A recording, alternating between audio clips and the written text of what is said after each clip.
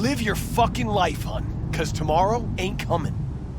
Lynching it in Congress, leading to the fatal and scary siege of the Capitol. Because of all of this summed up time that the president is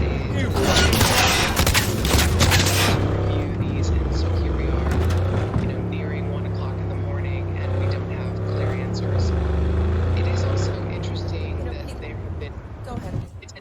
It's sort of this reason the president's interest in himself, with my understanding the White House counsel urging the president to think twice about that was a bad idea. There have also been members of the president's family concerned about whether it makes them look guilty to get a preemptive pardon when they don't feel that they've done anything wrong, they don't feel they've engaged in a crime, and that they have legal exposure. They need to think about it, but it looks like we're not going to get those tonight, and we'll see. Donald Trump has a lot of potential legal exposure when he leaves office. We've heard about it now for some time. Everyone wants to know what the moon tastes like? Try moon cheese. Made right He here. does pardon himself, but again, that's still a very big if, and then the reporting suggests that will not happen. He would not be pardoning himself from state crimes, which it seems right now that's where a lot of the liability is. In terms of federal crimes, it's a lot circulating out there that he could be looked at for incitement. The DOJ has said that they don't expect to do that for what happened in the siege of the Capitol on January 6th. That obviously could change with a new Saw it with my own eyes. 400 grand a month. Something that wouldn't necessarily be so convincing for him. Agreed, Katie, and I think your instincts are right on. Remember, this may be the only president in history who, in his first few months in office, asks lawyers who come in to be interviewed, to be hired, whether he can pardon himself. Lawyers literally had their jaws on the ground, wondering, wow, President Trump is already asking whether his pardon power extends to himself. You're so right to distinguish as well the federal from the state charges, because a pardon will cover the federal ones and not the state. But think about the federal ones that are in play, just based on the reporting and the times and the organizations.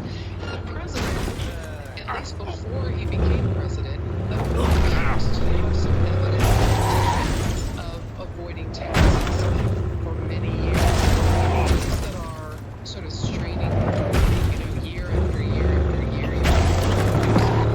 income in a very complex labyrinth of organizations, LLCs, different arms of your company. Somehow, every year after another, you have zero income. It's just unusual. And so there are many people who have said, prosecutors have said to me, they think that he should be investigated for potentially decades of avoiding taxes and potentially illegally doing so. Then there's the issue of the Southern District of New York. There is always the charge being looked at about what happened with his hush payments to a porn and also dancer, and whether or not he was engaged in a federal crime involving his campaign in using payments to keep her from coming forward during the 2016 presidential election. That's another issue. You may also remember, yes, keep going. The list is a little long. There's also the issue of, you may remember the district attorney was looking at Donald Trump's children for a series of fraudulent claims they made that related to the Trump administration.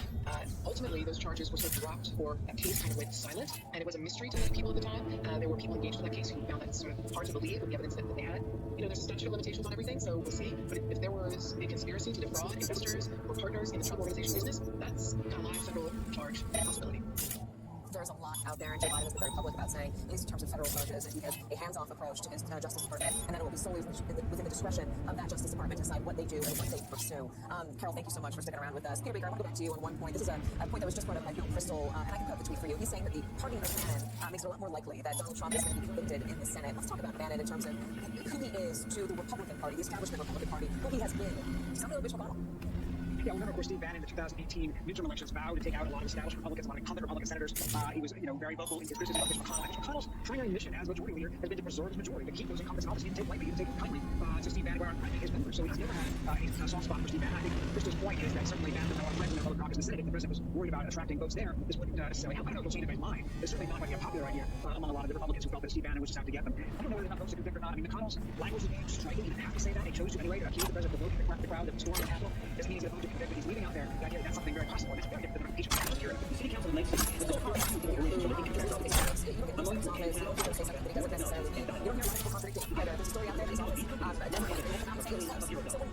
It says today that the stage riot was incited because the president's rhetoric and lies around how people use the other juries he's talking about there. The New York Times paper reports that he hasn't made up his mind about when he will vote to convict Donald Trump. It seems like he's sending the president a very public message to behave for the last hours that he is in office. I wonder how much sway that has over what the president decides to do and what he decides not to do, or at the very least, how much the advisors who are still remaining around the president, very few of them at this point, are repeating that to Donald Trump. It's a very good argument to make with him. I don't know how much he's carried much water. The president is so angry at Mr. McConnell for what he sees as a betrayal on his part that, he may not be listening to that kind of advice. But a lot of people around the president are trying to urge him to be cautious about somebody's pardons, to be cautious about his final days in office, to look for ways to make things better, not worse. And sometimes he takes advice by issuing a couple of these videos in the last week that were meant anyway to show, him denouncing the violence at the Capitol. But broadly speaking, he's listening only to the people who are telling him what he wants to hear. And he doesn't want to hear that he's going to be convicted or possibly could be convicted in a Senate trial. And I think that's something that's, he's really gambling with by alienating Mitch McConnell further. Now, again, we don't know that there are 17 Republicans who would vote that way. That's a heavy number. You can count 4 or 5 already.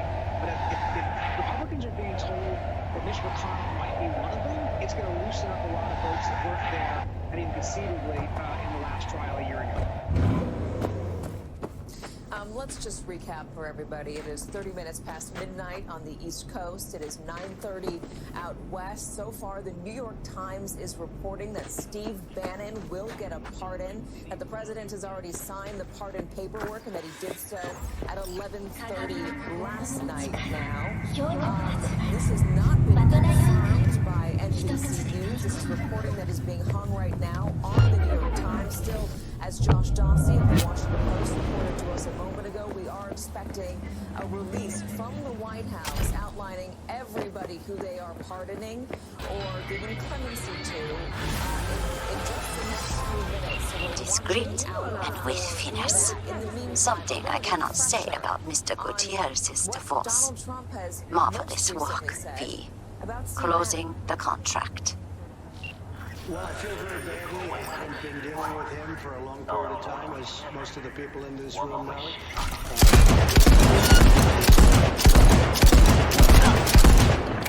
of companies, but he was involved likewise. You fucking cunt! A small part of the administration. I know nothing about the project other than I didn't like it. When I read about it, I didn't like it.